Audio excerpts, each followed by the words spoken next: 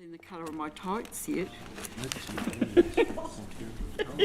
Waving at Andrew Madley now. Oh, they're glowing quite well there. Hey folks, so we're just good to go now. They're so bright.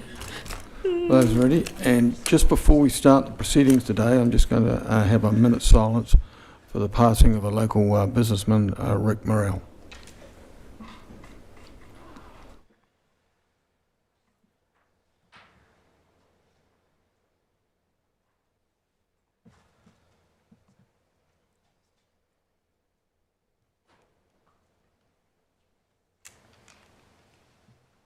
Okay, thank you. Just like to welcome those that are live streaming in, and a welcome to elected members and staff members as well. We have 3 apologies. Councillors Broad, Ludlow and Arnold. Would somebody like to move those? Leslie, thank you. Barry, all those in favour? Aye. Aye. Thank you. Any declarations of interest? No, we have... Oh, sorry, Evelyn. Yes, Mr. Chair. The Charter of Understanding. Yes. Yep, thank you. Somebody like to move that declaration? Do we need to move that? No, just, okay, thank you. We have nobody from the public forum. And just as we get into the, before we start working our way through the agenda, I just want to raise for the initial discussion point tab 15, or actually on board books it's tab 14, which is what Evelyn referred to, which is the charter. And I'm leaning towards leaving that on the table, and I'll explain why, but I'm happy to have a discussion about it. So when you look at the charter that we have with Mana Whenua, that was initially drafted in 1997, meant to be reviewed every 5 years, so in the 27 years since then we've only amended it or reviewed it twice, so it's well overdue. It's 10 years since the last one, but I think it's an important document, and it's a founding document for our relationship with iwi, and so I think that the incoming council with the new members that we will have should have the opportunity to discuss that, to understand it and to embrace it, and not just have it already determined by us, because there are some changes in it. The other issue for me is the issue that the document refers in detail to the Local Government Act and its 4 well-beings, which are being removed by government, and it also has quite a bit of reference to the RMA, which is also changing as well. So I think it would be timely for us to leave that to the next council to deliberate on, which means that we'd push it out by a couple of months, given that it's already 5 years overdue. So happy to, even though the decision sits with me, I'm happy to have some discussion about that, and certainly for our iwi delegates to have some input into that as well. So, yeah, Tom. Chair, I think that's sensible. I've managed to go through the last 3 years blithely ignorant of the document's existence, I got to say. And I think that is a very important document, and if it were left to the next council, then it would mean that there would be a proper debate and, you know, a better understanding, I think, by the new council of it, if it was left to that point. If there are no time pressures on it, as I understand it or not, then I think that would actually be a very sensible proposal. Yep, thank you. Anybody else like to contribute? I'd like to hear from our iwi reps Yes, before certainly. I say anything. Koutou, as somebody that's been around since the beginning of Te Ao Marama, in a way it saddens me to hear that firstly, that the Deputy Mayor has survived 3 years without being aware of it. Secondly, though, that we're prepared to, now that the document has been extensively worked on, that it's been looked at by everybody, had input from everybody, that we're actually delaying this because I do recognise that there is uncertainty with legislation, but that is the case for everything that we are doing at the moment. We're deciding lots of things in good faith. It's, to me, an indicator that there's a potential for an incoming council to be able to undo the good work that has been done, as opposed to this council sending a message that we've had a constructive and valued relationship that has been ongoing, has been mutually beneficial, and that we want it to continue. If that is the way that this council is thinking, well, that's something that over which I have no control. But I do think that it's not inappropriate for us to send a signal to the incoming council that this is a robust and healthy relationship that we value and would like to endorse and recommend to them going forward. And I think with that I'll leave it there. Oh, yeah. And I just want to support what Representative Cook has just noted. I understand that this council may not view that it's relevant, but I think it's still important that, as she's noted, that a lot of work has been undertaken within this document from other external groups. So I would encourage that to be considered today, if possible. Oh, got a lot of hands up, so I'll just work my way around. Leslie? Thank you, Mr Mayor. I would be opposed to leaving this charter update on the table. It has been a long-standing charter of understanding. It involves 7 councils and 4 runanga. It has undergone extensive consultation and has been a sterling document in the time it has been in place. I've looked at the updates with some interest. There is nothing in the updates that would cause such concern that a future council would be immediately deciding that there was something inappropriate that had taken place at our August meeting. I would also add that if there are any changes to legislation, New Zealand legislation automatically overrules anything that we have written in any document. So in fact it is irrelevant that the updated charter refers to the 4 wellbeings or indeed to the RMA, because if there are legislative changes, then those legislative changes will overrule. I see no reason at all for laying this on the table.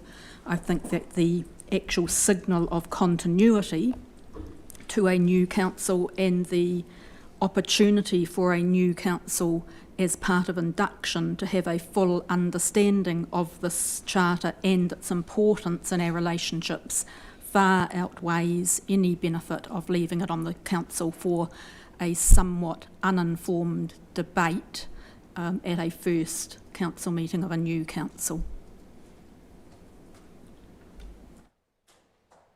Grant? Yeah, thanks, Mayor Clark. Yeah, I'm supportive of leaving it on the table. Look, I think it is an important document, and I think, there needs to be a good sit down with our partners, iwi, mana whenua, and just have a really good discussion about how it works with them, the importance to them. We've got words on a bit of paper, and I know it's important in the Maori world to allow them to speak to these sorts of things. So I think there's real value in leaving it on the table. The new council gets to have that opportunity to really engage fully with our mana whenua and understand it, the importance to both parties. So I'm supportive of the leaving it for the new council. Trish? I would support leaving it for the new council. I think it shows a respect for the incoming council, that we have developed this, that it's ready to go, but we respect that they will be implementing it over the next 3 years and that they take it. I don't believe that the intention is to do anything to change the excellent understanding we've got now. We've already got it there, it's been reviewed, it's ready to go, but we're just respecting those who are going to be in office and want them to be part of understanding it. Anybody else? Barry? Yeah, I also support leaving it on the table for the new council to come in and make their decision. Ria? Thank you, Mr Mayor. I'm going to oppose leaving this document on the table because having read through the report that we've all received, there's been proposed changes inside of the document that align with our with earlier versions of the Charter, and I think it's important that we do signal that we're actually here for governance and leadership. And if we can't take that view and know what we've worked on and how this Charter is significant to our relationships, and leaving it for new people to review and put them in the hot seat of not having a lot of, I guess, over time, knowledge of this Charter and how it works in and what could be the changes or the significance of not having this debated today, then it does concern me that as a governance and leadership arm of council, that we're taking off from not being responsible and concluding business on the order as what we have with our agenda. Yeah, Rangi. Look, I would support Rhea. I think it's a very soft option, kicking it for touch. We're here to govern. It's quite straightforward, the recommendations that are put to us in this item, and I see no reason why we can't vote on them. Do you want to, is there anything else on this list you want to defer, or is it just this? Just the one issue I was signaling. Again, it's not a situation for us to have a vote on. The call is purely with the chair, and I will ask Michael Morris for some interpretation before I make a decision on that. So, Michael, it's my understanding that council should not be making binding decisions in the period leading up to an election. Do we have any rules around that? Thank you, Mayor Clark. It largely depends on how significant something is deemed, and that is significant through both our significance and engagement policy, but also the potential lasting impact on future councils and or binding that future council to an outcome. Entering into memorandums of understanding would unlikely to be considered significant in terms of that matrix, but it is also a significant step in our relationship with the Rūnaka, and it is something that should be considered by this council. So, having read the document myself, I guess the issue for me is that by leaving it on the table, we get the engagement of the new committee. That was my thinking, and the other alternative issue is that by leaving it doesn't undermine it. The document that's written by staff is quite clear that the fact that we haven't reviewed it for 10 years as opposed to 5 does not change the document. The document stays in force until it is replaced. So this doesn't undermine leaving it. In my view, doesn't undermine the relationship that we have with iwi. It just allows new councillors to fully engage and understand what's being revised in the change. So I will leave it. My decision is to leave it on the table. Thank you. So, working through, we have an acceptance of a major late item, which is the Esk Street West update. If somebody would like to move that, thank you, Grant. A seconder, Barry. All those in favour? Aye. Carried, thank you. So, just moving through the minutes of some of the previous meetings. So, the Extraordinary Finance and Policy Committee meeting held on the 24th of June be received. I'll move that and the recommendation to council.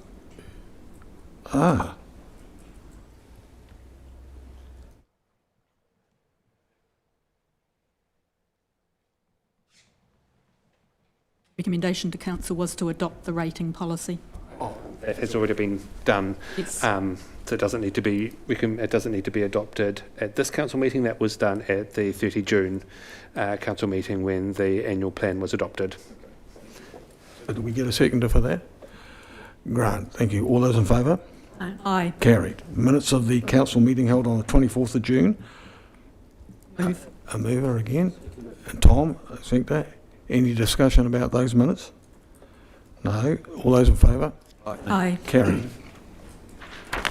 The minutes of the extraordinary council meeting on the 30th of June. Moved. Grant, sorry, Tom and Grant as a seconder. Any discussions about those? No. All those in favour? Aye. Carried. Minutes of the Infrastructure and Projects Committee held on the 1st of July with recommendations to be confirmed. second, Peter. Yep. Any discussion about those minutes and the recommendations? All those in favour? Aye. Carried.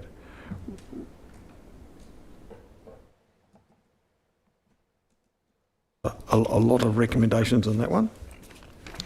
Minutes of the Extraordinary Risk and Assurance Committee held on the 10th of July. I'll move those. Thank you, Leslie. And Grant. Sorry, Ria. I'll get you next time. Any discussion about those minutes? No. All those in favour?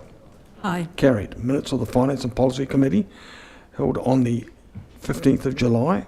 Move those And the recommendation. and the recommendation. Thank you. Second to Ria. Oh, you were there, sorry. Yeah, thank you. Good try. Yeah, I'll get you something online. And Barry, any discussion about those? All those in favour? Aye. Aye. Carried. Minutes of the Bluff Community Board meeting held on the 21st. Grant, thank you. You were there, Barry? Yep. Seconder. Any on the recommendation? Yes. So we've got 3 recommendations there. Any discussions about any of those? And just give some colour to them, if you like, Chair. Just round 6 is just the community boards prioritise the projects they want to see focused on, which I think is a really good way forward and gives good direction to the new community board. So that's really strong. And then they've sort of broken those down into the areas they want Great South to focus on around product packing, which is basically what's available when tourists come to Bluff, and packaging those up so that they're accessible and the Bluff community can benefit from those visitors. Cool. Yeah, really pleased to get that focus, because I think we have tourism coming our way. And so certainly with the new hotel and potentially with the train visits as well. So, some important progress to be made in Bluff. Yep, thank you. Any further discussion? No? All those in favour? Aye. Carried. The minutes of the Community Wellbeing and Regulatory Committee meeting held on the 22nd. Thank you, Leslie.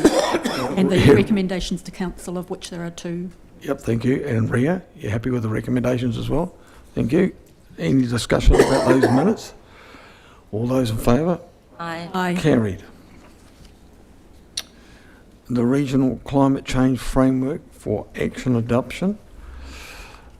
Where you gone, Tom?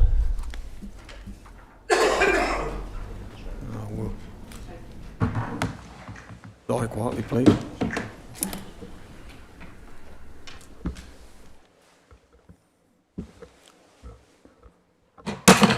So, through you, Chair. Yes, thank you. This is a culmination of a lot of hard work over the course of this triennium to finally present the draft regional framework for action on climate change. Councillor Morrison has very kindly agreed to speak to the report, but just before he does that, I'd like to acknowledge the work that's gone into putting these reports together by Darren Titus, who's moving on and leaving us. He's diligently put these reports together for me to speak to. It's much appreciated. Thank you. Tēnā koutou katoa, and thank you for the opportunity to speak today. Before proceeding, if I could just acknowledge the efforts of ICC staff and the positive collaboration and the value add of Councillors Leslie Soper and Tom Campbell. As members of the Regional Climate Change Working Group, their input and support for this work has been hugely appreciated, so thank you very much. There's 2 documents provided in support of this agenda item: the proposed regional framework for action on climate for Murihiku Southland and the supporting community engagement insights report. But I just want to emphasise that it's the framework for action that's the main character in this story today. The framework for action proposed here culminates 3 years of shared effort. It's a tangible outcome of genuine collaboration between Southland's councils and Te Ao Marama, all as equals at the table. In essence, we came together not because we had to, but because we knew our region would benefit from a collaborative approach to this shared challenge. So, councils working together, guided not by a central directive, but by a shared sense of responsibility for the communities of Murihiku Southland. When it comes to our changing climate, we hear competing calls from the community. This is too much, this is too little, we need to do more, we need to do nothing. And those tensions are real and they will persist. And I guess our role is not to pander to either extreme perspective, it's to lead responsibly, grounding our decisions in evidence, listening to our communities and acting within our mandate. This framework doesn't assume certainty about what climate change will bring. It acknowledges uncertainty and it treats knowledge, not ideology, as our most valuable resource. In the meantime, government is signalling the cost of climate adaptation will increasingly be carried by households and local government. At the same time, talk of insurance retreat and finance retreat are being heard so much more frequently. It would be wonderful if we had a crystal ball, and it would be great if we knew what the future holds for certain. But in the absence of that certainty, the best we can do is make the best use of what evidence is available and act both responsibly and prudently. This framework for action enables that, prudent, responsible action, but in a way that empowers local democracy, preserving the sovereignty and agency of each council. Where coordination and collaboration makes sense for the councils, then this framework enables that. It doesn't impose any obligations on this or any council. It provides an opportunity to continue to navigate the uncertain challenge of changing climate together and in a way that strengthens local democracy while building community resilience. The key outcome is a process for the future, a process that will bring suggestions for specific climate action to each council to consider. If this council feels that those actions warrant further consideration, the choice is yours to take those to your communities for consultation. So the process does not prevent any council acting independently. It's very sensitive to the continuing cost pressures on local government, and it certainly isn't anti-farming, as some in the past have suggested it might be. This framework for action is not the final word. It's an early milestone and a longer journey that will play out over the decades ahead. It's an invitation to coordinate, not duplicate, to lead where we can and support others where appropriate, to act with integrity and accountability and transparency, to act from a position of care, courage, and respect for those communities we serve. So on that basis, I would commend this framework for action to you for endorsement, and I'm equally happy to respond to any questions or concerns that you may have. Thank you for that. And before I open up, I've just got the one question. It was helpful on the side of your draft climate change framework for action documents to have what we all do, which is a little pigeonhole on the right side of a lot of the pages, which is helpful. But will your group still be monitoring some of those outcomes that you've got there, or are you is it your view that once this is adopted that you leave to each council to do their own thing? And where does Environment Southern kick into some of these outcomes as well? That's a good question. We certainly anticipate that there is a collaborative interest in maintaining and monitoring of progress on all of these, and again sharing the outcomes of that monitoring effort, so that everyone has full visibility of where progress is occurring and where it may not be. And potentially sharing initiatives that each council might do. Yep. Okay. Thank you. Questions? Tom. Yep. I guess it's not a question, Chair, but I think it's important to acknowledge that these documents are the output of nearly 3 years' work, which has been joint work between the 4 councils and Manawhenua, and was jointly chaired by Councillor Morrison and by Dean Fanga. It was, I think, having sat on it for 3 years, pretty much a model of collaboration. I think that the group would have liked to have gone further and actually had some, concrete actions to recommend, but we recognised, really 6 months or so ago that it was probably was not going to happen, and the legacy that we left had to be, a process by which those actions could be developed. But to your point about where do we go next, I think that the group felt it very important that there was an ongoing collaborative group, whether that had the same form as this one or whether it took a different form. It could be in a joint committee, for example. That it was very important that was determined by the Mayoral Forum, basically. So I don't know when it happens, Phil, but certainly the proposal was that a paper would go to the Mayoral Forum asking that question: how do you want to take it? It could be taken by each of the councils individually, but I think it would be much wiser if there was an ongoing collaborative group. not in the sense of having accountability for it, but in the sense of being, I guess, almost a ginger group, you might say, just to make sure that the thing did just keep moving, and that there was sensible collaboration between the councils. But I'm very supportive of the document that's come forward. And so just as a reflection to that, Tom, you know, you wouldn't have to go back very far in Nelson to think that Nelson was probably not subject to climate change. One of the warmest and driest areas in the country at times, and look what they're facing now. So it's you put your head in the sand if you deny some sort of proactive work on climate change. Leslie. Thanks very much, Mr Mayor. Mine's not a question either, but more of a set of comments. It wouldn't, in my opinion, be overstating the matter to say that this is a magnum opus that I would like to think I am part of leaving to future councils for our future generations. As Councillor Morrison has said, and Councillor Campbell's also emphasised, this has been 3 years of collaborative work between our councils and Te Marama, because we all recognised how important this issue is for now and for the future, and because we had a determination to sit around the table, yes, as a working group, and as Tom has indicated, that is something that the incoming councils may decide to formalise into a joint committee or some other structure, but certainly our intention was always that there would be something ongoing, because the collaboration has been exceptionally good in these 3 years. The work that's been achieved by being around that table and discussing issues has been, in my opinion, quite major. I do think, as Councillor Morrison has indicated, that this is very much about empowering local democracy, strengthening local democracy, building on community resilience. That was further emphasised at the more than an invitation, at the function we held at the Working Men's Club. Very good attendance from a very wide range of organisations and individuals.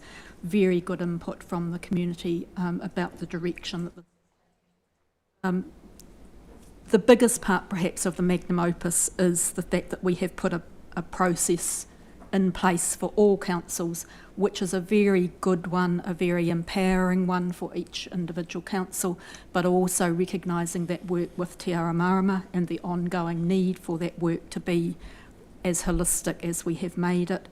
And I just really commend this to council. I think it was a courageous stance from the region to decide to approach it in this way, and showed a great deal of care, courage and commitment from all the councils to stay together through the process, discussing some fairly knotty issues, some issues where councils obviously had different priorities and slightly different challenges in a different time frame, but we have, I believe, produced something that will stand the test of time.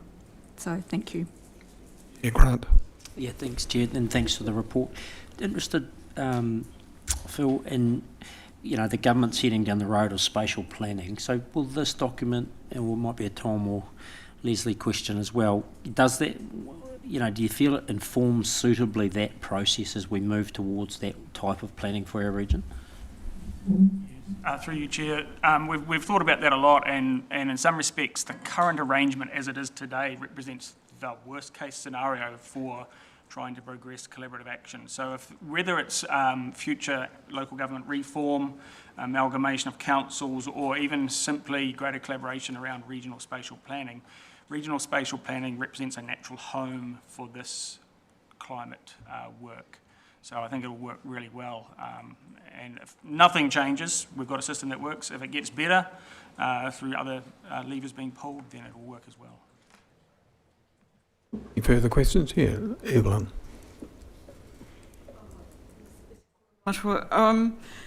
I too do not have a question. I have some comments. First thing I want to do is to congratulate those elected members sitting in the room who have worked so hard on achieving this state, but it's not without some irony that I recognise that the matter that we have left on the table, he huarahi mona uri whakatipu, actually is informed and empowered and enabled by the mahi of Te Ao Marama that we are postponing. The understanding, the fact that one of the co-chairs is actually a part of Te Ao Marama. This is what partnership is. This is how we develop processes. This is how we've been working. I applaud this document. It has indeed been courageous and it has been challenging and difficult at times. And I understand all of that, understand all the pushback and the different conspiracy theories we've all been faced with when we've done some of these things. So I want to acknowledge that this has not been easy, but I also want to congratulate all those who wordsmithed, who made it so easy to follow and read and to understand. Even though it's a big document, it's an accessible document. If people are willing to look at it, and I think the Koromata has referred to the changes that have happened in the thinking of Nelson with just, 6 months worth of unexpected weather, and again are suffering now. This could be us.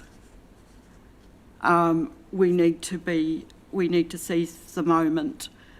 I somewhat facetiously perhaps this was going to lie on the table for the next council as well, but that would not be my suggestion. My suggestion would be that we acknowledge and applaud and adopt this really important piece of mahi, because we don't know when we're going to be facing this. This could be next week. And we have got something to build our responses on. We've got something to inform our communities and show them that as leadership and the staff of our councils, the staff of Te Ao Marama have put a lot of thought into this, and everybody who participated is to be congratulated. Any further discussion? Well, I'd like to just acknowledge your work, Phil, and same for Leslie and Tom, and just reinforce that this document doesn't stand in isolation. As you quite rightly said, it underpins both the regional spatial planning work that needs to be done and also emergency management Southland documents that we discussed last week.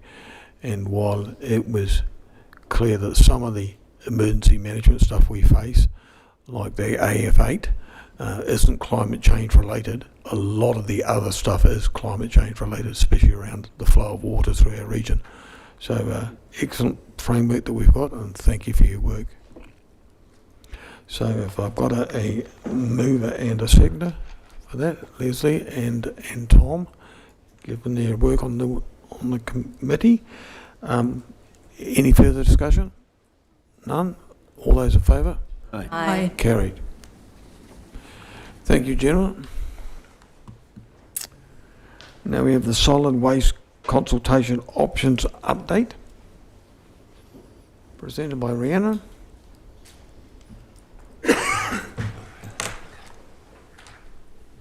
Kia ora.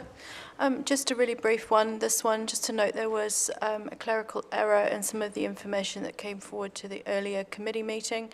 And this paper just notes that essentially just a changed, updated price for option 2, which was originally listed at 376 and should have been listed at 396. So consultation plans are commencing with Gore District Council to start consultation on the 1st. So we're still keeping to the same time frame, just needing to correct that second option.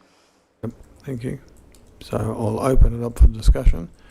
Particularly interested to hear what you have to say on it, Rangi, whether you support the preferred option and option A.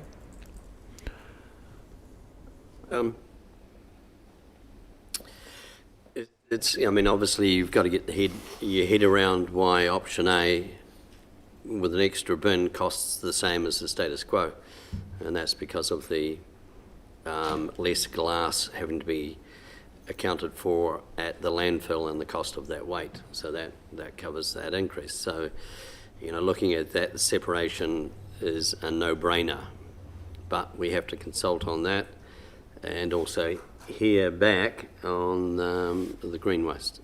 Yep, thank you. Any further discussion? Just from me, Rhiannon, do we, at what timeframes do we have for our engagement with the other councils before we go to, are we going to our public consultation before or after we hear back from the other two? So Gore District Council and ourselves are working in partnership, and we'll be consulting together through the same platform and mechanisms over the next month. And my understanding is that Southern District Council is going to be consulting on this in the period after the election.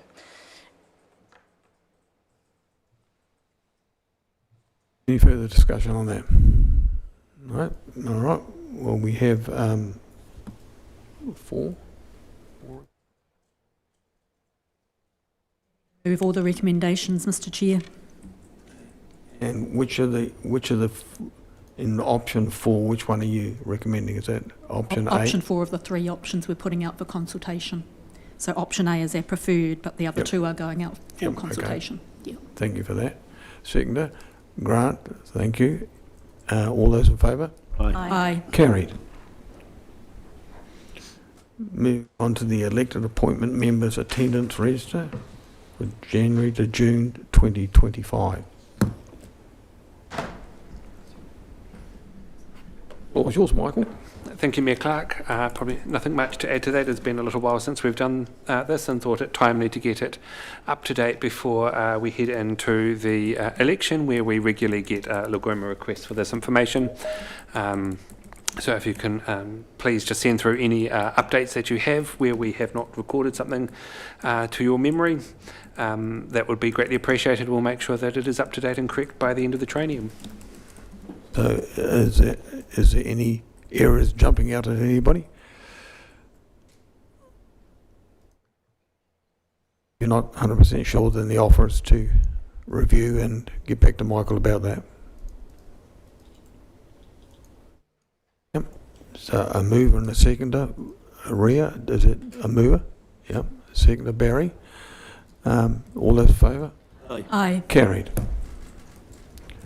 Chief Executive's Management Report. So through you, Mayor Clark.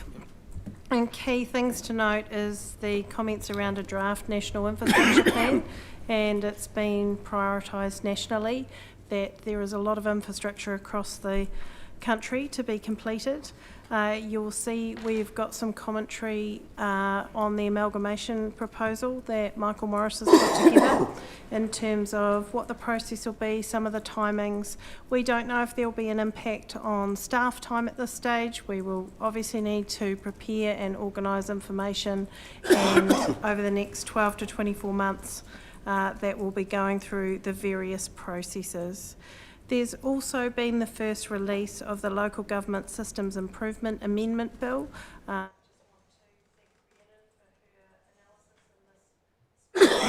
So you will probably be aware from the report the purpose of local government is being signalled to change wellbeings, and to have reinstated purpose of being focused on cost effectiveness, the provision of good quality local infrastructure and public services. In terms of council performance, there will be a shift in the specific groups of activities councils will plan for and report on due to the regulations, and it does expand the regulation making power to enable benchmarks to be set in areas of council activity. And you'll also note that the proposed activities that have been put forward do include at this stage democratic process, corporate services, investments and elderly persons housing. So as Rhiannon notes, a future submission may be useful to suggest the need for a general service similar to cover these activities if that is something that council would like. So see this, it does outline the spending changes in terms of those financial reporting, and in particular the consultants contractor spend.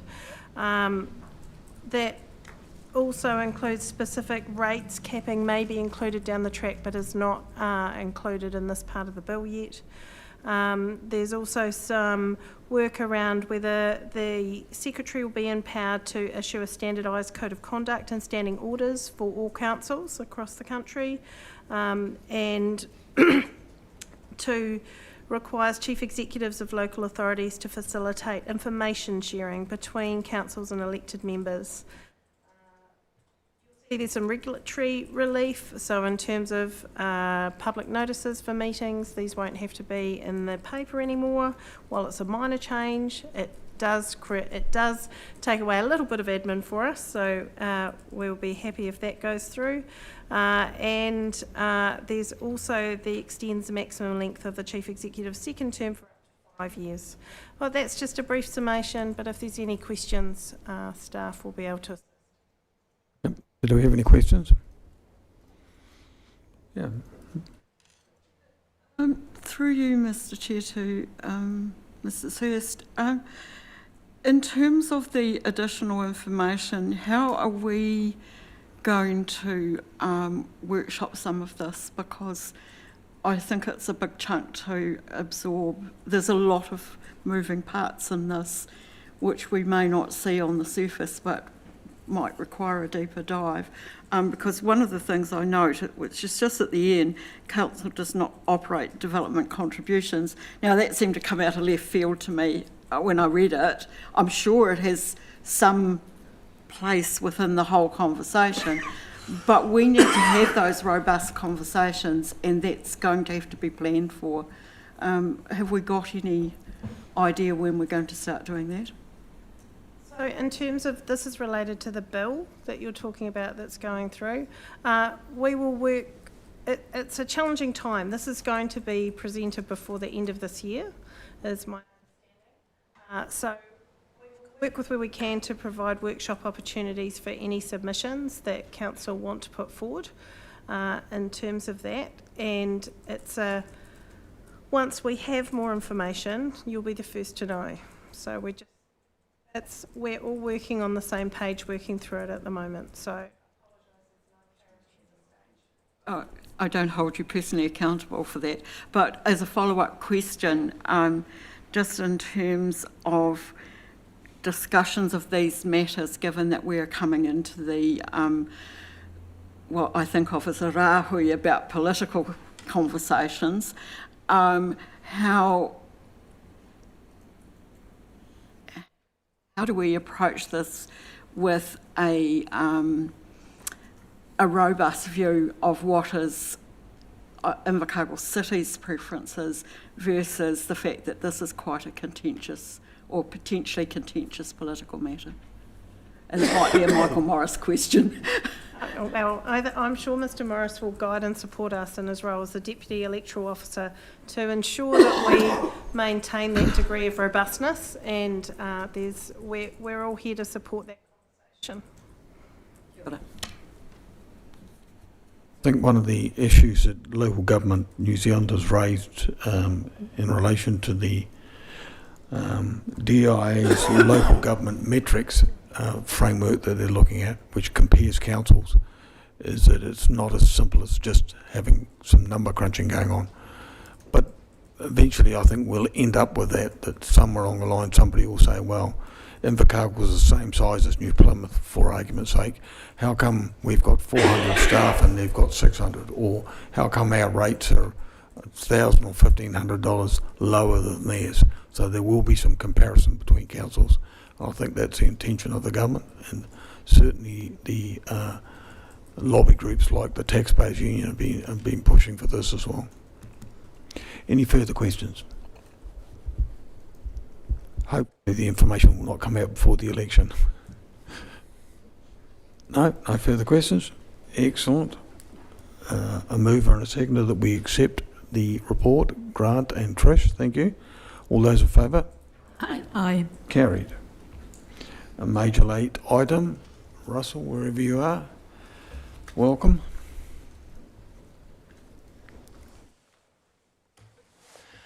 Good afternoon, thank you, Mayor Clark and councillors. this is an opportunity to bring the concept design for the Wagner Place clock to council. From that concept design, we have been working on a budget which is at what I describe as a rough order of costs. So that really tries to bring together all of the known risks that we have. We will know a better, I guess, cost once we go to tender, and I guess you would always want your tender price to be well inside your rough order of cost. We do carry in that budget high contingencies, so that means those are things that we would only spend should they be necessary. We have repaired the mechanism of the existing clock, which was probably, I thought, the hardest thing we were going to do, but turned out to be probably the easiest, which is quite good. We have reviewed the columns, and in the report it notes where they are. But I guess I hope to bring a budget that actually shows a realistic approach to what we're doing. Certainly the number is relatively a large number, and we will look to reduce wherever possible, but certainly happy to take some questions.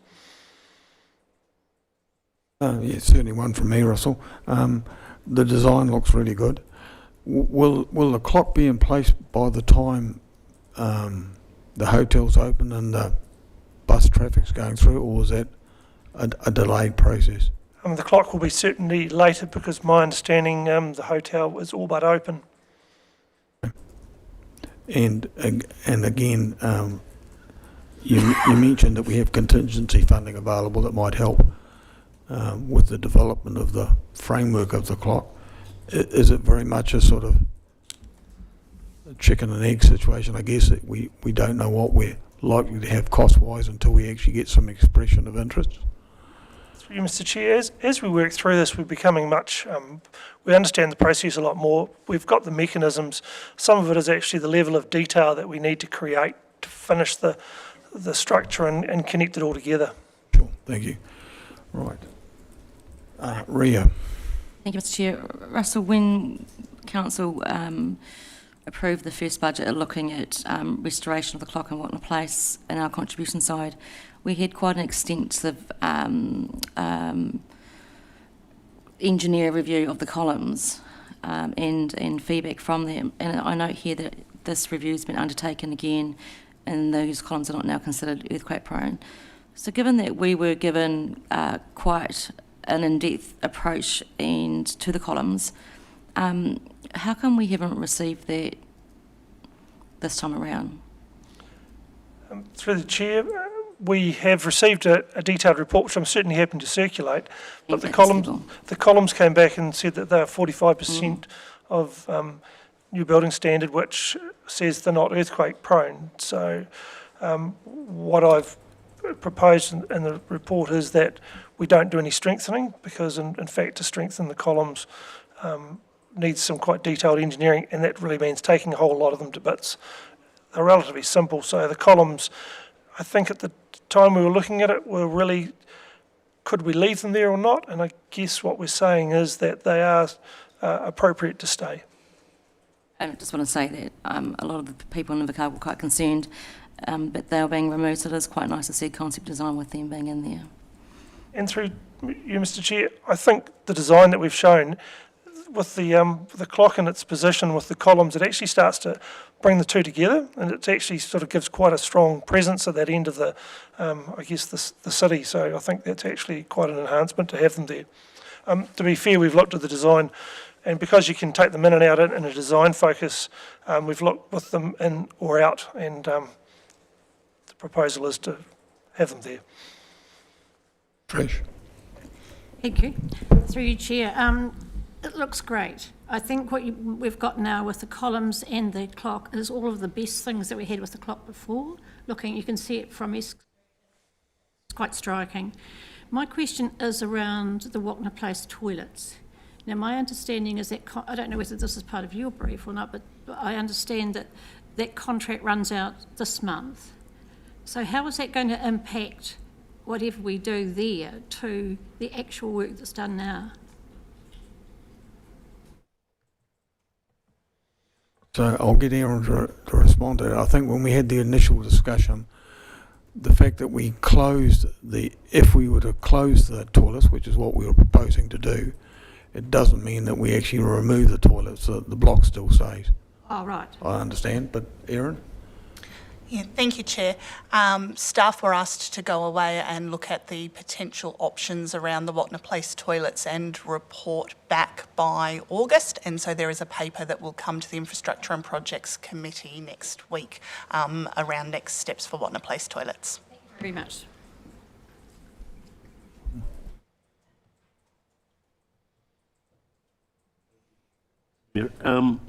I was trying to understand how the costs added up relative to budget, and my understanding was that we budgeted $4 million for the overall work. $2 million has gone towards civil works by the developer. 1.98 million, I think it says, will be the cost of the clock and associated works with that. There was another 1 million which was set aside for contaminated soil. Do we have any information yet on whether any of that money is going to be used for contaminated soil? Have they found any? I mean, the work's almost complete, so we must know what that cost will be by this time. Through you, Mr. Chair, we haven't encountered any contaminated soil to my knowledge, so therefore the contingency or the budget, the remaining budget still remains pretty much intact, other than the works that we've committed to actually do some of the repairs, which are included in the budget here. Thank you. Barry? Russell, as far as the base goes, is that glass all round the bottom of that so no one can walk through? Mr. Chair, that's correct. The glass box, as you might say, where the mechanism is, it is about a 5 metre high box, so it's quite a significant piece with some form of roof on it, so that we can make sure there's no condensation, those sorts of things. And Rangi? Thanks, Chair. So it's 1.98 for the clock, correct? Mr. Chair, that's the rough order of cost. Okay, right. I know, that's good. Looking at that, I am totally opposed. Personally, to me, it looks hideous. It looks like it should be at the Burning Man event. Look, I've been following the development of the hotel and the slip lane through off D Street and everything.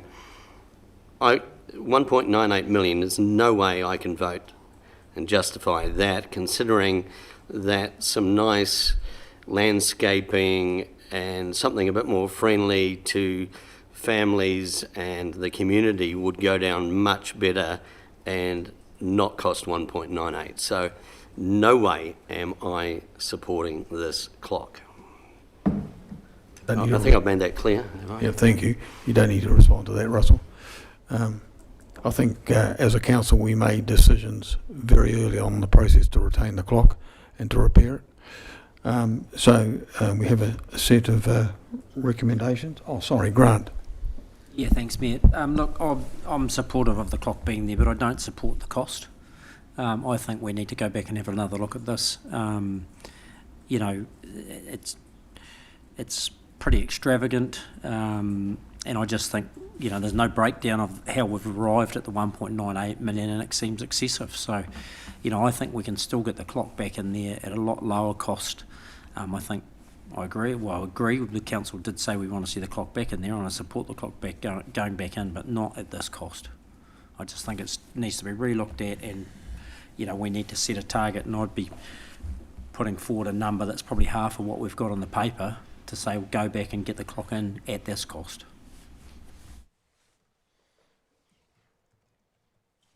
Oh, sorry, Ria. I think you just, given what other councillors have just said, Russell, we knew that the mechanics of the clock was going to cost a fortune, given the age and history to the clock that it was brought up to speak for the new position that was being put in. But can you, as Councillor Dermody said, are you able to elaborate on the outside casing of that material to that design here?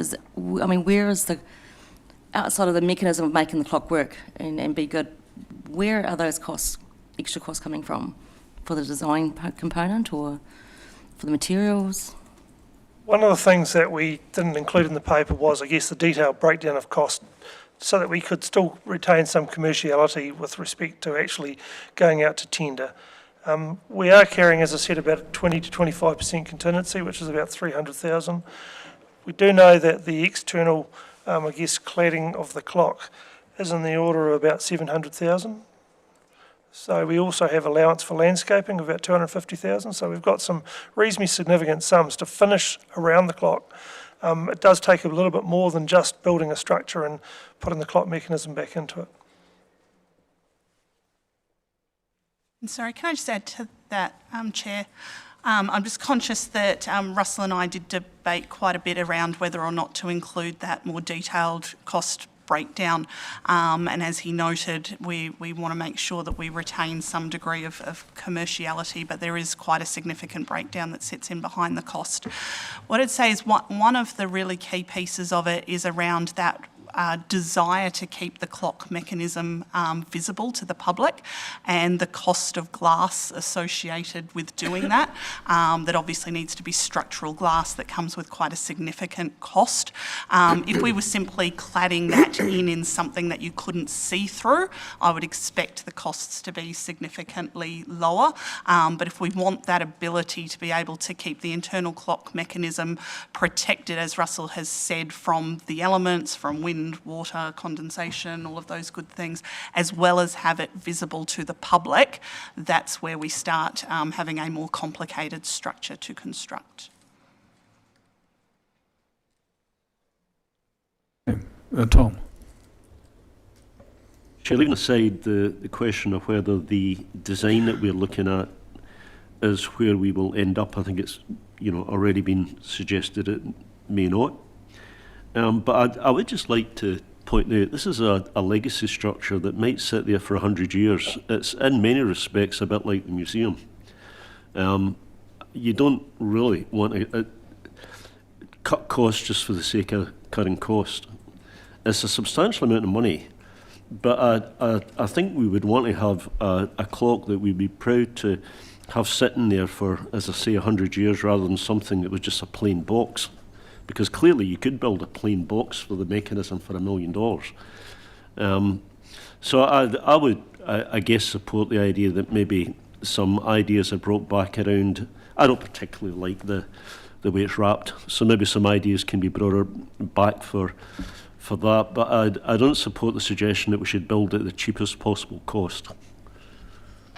And particularly if we're going to do the whole thing within budget, which was a $4 million budget. Yep, Trish.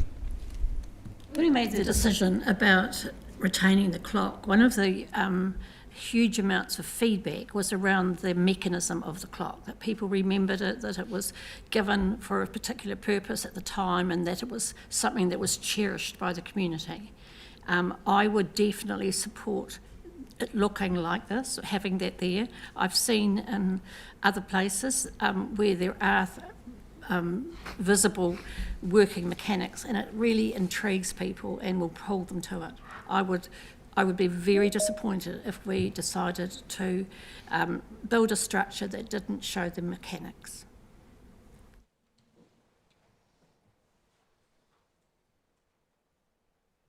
Okay, any further discussions? Leslie. Thanks, Mr. Chair. I think from all the feedback we had from people about the clock, there was absolutely no intention that the clock would not be having its mechanics visible as it always had in the past.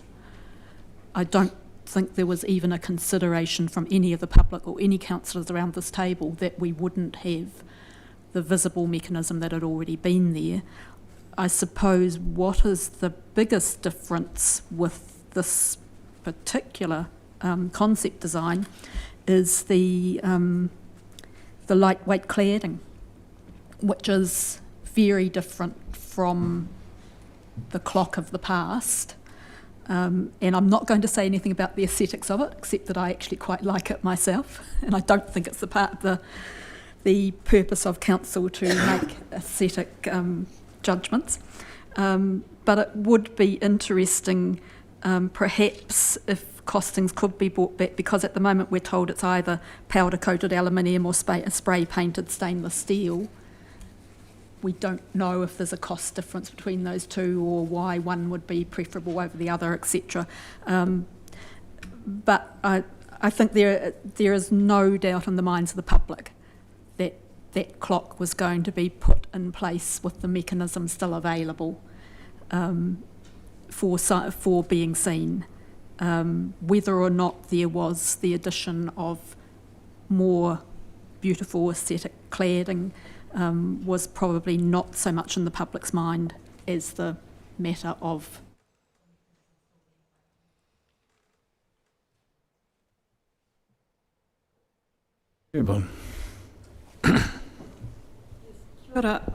Look, I, along with Councillor Boyle and Councillor Soper, have very vivid memories of some of the submissions that talked particularly about the mechanics, and I may have contributed to that conversation a little bit myself because it was something that was really important to me. I also think, though, that what I like is that one of the things that people have commented on since the clock has not been there is the absence of that statement piece that the clock has always been. It's one of those intangibles that you don't know how important it is until you can't see it anymore, for some people. For me, I don't wear a watch most of the time. It was always really important, and when it stopped working properly, I was deeply upset. The importance of keeping the mechanism sound, of having the safety precautions, given that anything in the middle of the city is always prone to somebody who wants to prove how supremely stupid they can be. That seems to me that there's a balance in there. I too quite like the aesthetics, and as with Councillor Soper, I'd be really interested in knowing what the difference in longevity is and onward maintenance of the two different treatments, because I think that might inform some of people's thinking as well. If one was easier, less expensive to maintain, etc., etc. But on the whole, I really appreciate the fact that it will once again be a focal point for West Esk Street that is owned by the citizens, not part of a hotel development. This will be something that the city has uplifted and look forward to having back.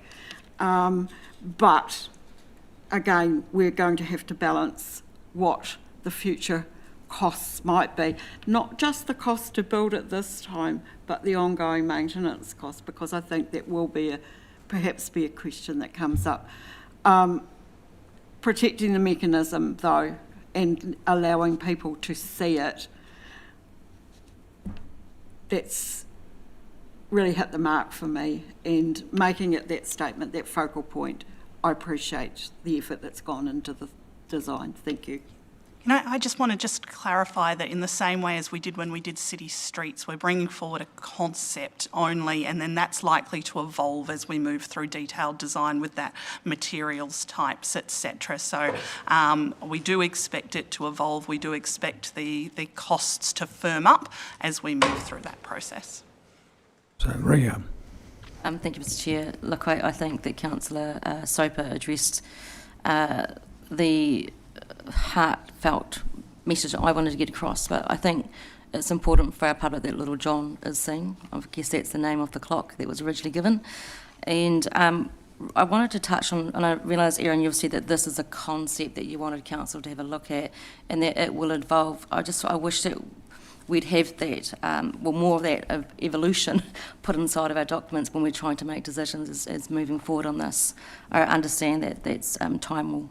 It's more around cost. If we move forward with this, we'll pay the architects to go forward to detailed design. If it's completely not what council wants, then that'll be a lost cost for us. So the idea of coming forward with a concept is so that if council's saying go back to the drawing board, we don't lose that cost of progressing to detailed design. Just further to my thoughts, Russell, you mentioned that the landscaping was a high cost as well, and walking past Wapna Place, a lot of the tile or the foundation has been relaid back down again. So I'm guessing when I look at that concept, it's the cost of the trees, manpower, and.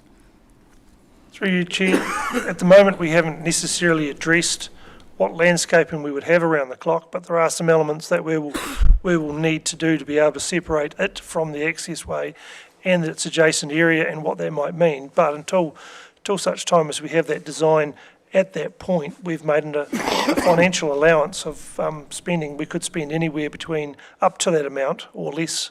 So it could easily be less than that if that's what the desire is. But I think once you actually have the clock mechanism, or the clock as a structure, you'll actually get a sense of the rest of Wapna Place. And I know that council hasn't directed us to do anything further, but this is the piece that actually ties the clock into what's left behind. And I think that's the key part, is how do we make it fit in with the rest of the environment we've got there. Very last speaker, Grant. Thanks. Just want to speak again about that cost. I think we have to really seriously look about the cost envelope. We took money out of the Community Wellbeing Fund in our to me, if we just allow this to go through at 1.98, and yet we've taken money out of the Community Wellbeing Fund, that doesn't sit well with me about what type of council we are. We need to put a cost envelope on this that's much lower than what we've got in front of us at the moment, and recognition of what we can afford realistically, and remembering some of the decisions we've made recently about where we've pinched pennies from, which are really important pieces of our community. So I just urge councillors to think about how we take this recommendation, particularly around the cost. Aaron, just with the recommendation 5, all you're asking us there is to confirm that we have a budget of 1.98. That doesn't mean that we spend that. So as Russell said, Yes, so what we're essentially looking for is to note that this is the early concept. This is what the early concept has been costed at, and for council to say, really, yes, we agree with the design committee that you should move forward to a detailed design. If there's some feedback around, cost, we can look at that. But if council's obviously looking to perhaps halve the cost, then that's probably something where we would have to go back to the architects who's developed it and ask them to prepare some different options to bring forward to council. So I will put options, recommendations 1 through 4, and then we can do 5 separately. My suggestion would be to you, Aaron, that in relation to what you've heard today, and I'm not sure everybody supports cutting it back, and I certainly, on a rare occasion, agree with both Evelyn and Leslie.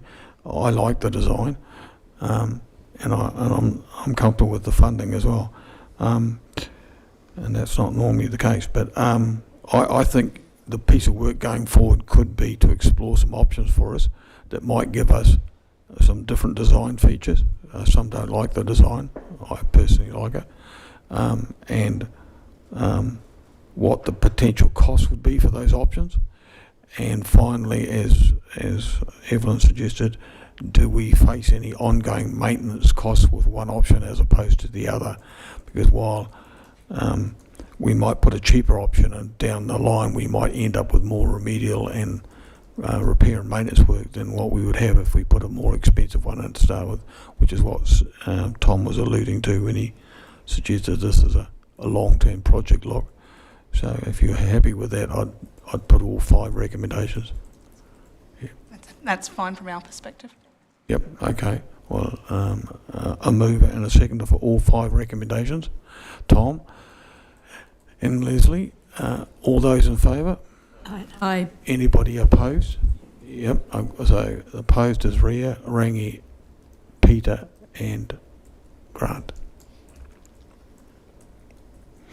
So we can expect another paperback from you with some design features, keeping in mind the overall cost. and the ongoing repair and maintenance that we might face with one option as opposed to the others. Okay, thank you for your work, Russell.